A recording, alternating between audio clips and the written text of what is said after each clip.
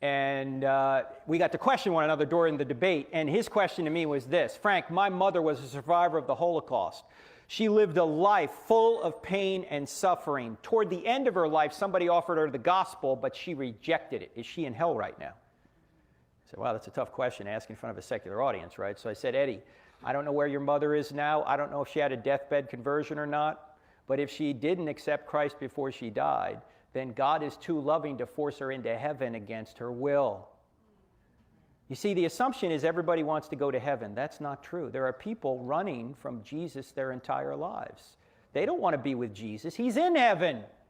And so I asked the audience that night this question. In fact, I'll ask you ladies this question, because this is the question I asked the audience at Michigan, was this. Ladies, have you ever had a man pursue you whom you did not want to date? Some of you are going, yeah, and he's sitting next to me right now.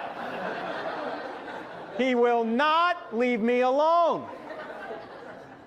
Whenever I ask that question, the ladies always giggle and the men look at their shoes.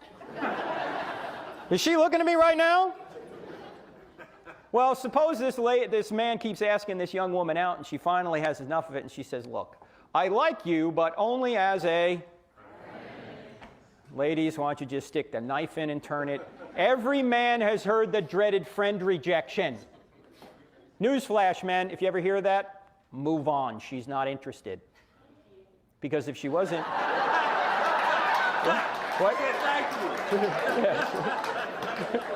I heard a thank you back there. Move on. She's not interested. All right. Who was that? All right. Very good. Very good. In fact, I hate to be direct with you here, but I'm going to be. She doesn't even like you as a friend. She's just being nice.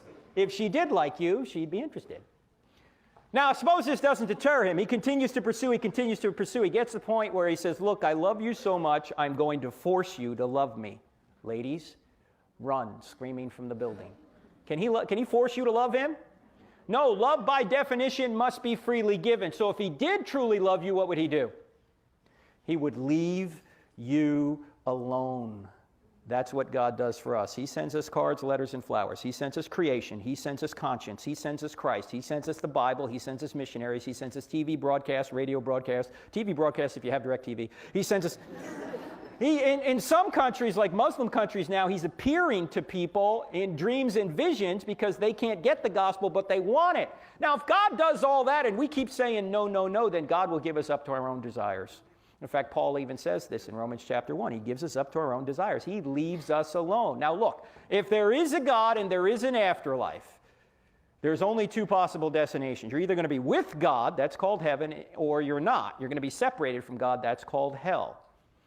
And heaven is, of course, a place of great bliss because you're with the one source, the ultimate source of love and goodness out there. And everybody, whether they're believers or not, here on this earth has some of the benefits of God.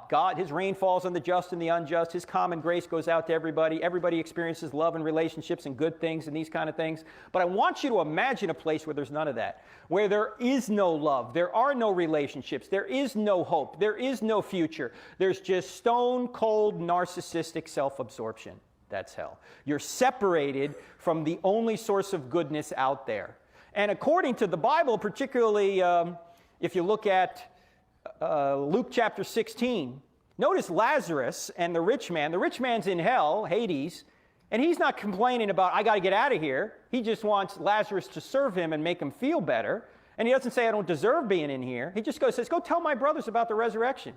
They're not even going to believe if somebody rises from the dead. Why? Because they don't want to believe. The problem isn't here, the problem's here. They don't want it. So, hell is a place of separation from God, and there will be levels of punishment in hell based upon how evil somebody was. Obviously, it would be unjust for God to put somebody, a garden variety person who didn't trust in Jesus, at the same level of punishment as, say, Hitler, just like there will be levels of reward in heaven. So this seems to be just. And at the end of the day, what I would say to that individual is this. If God is just and he is the standard of justice, whatever happens in the afterlife will be completely just.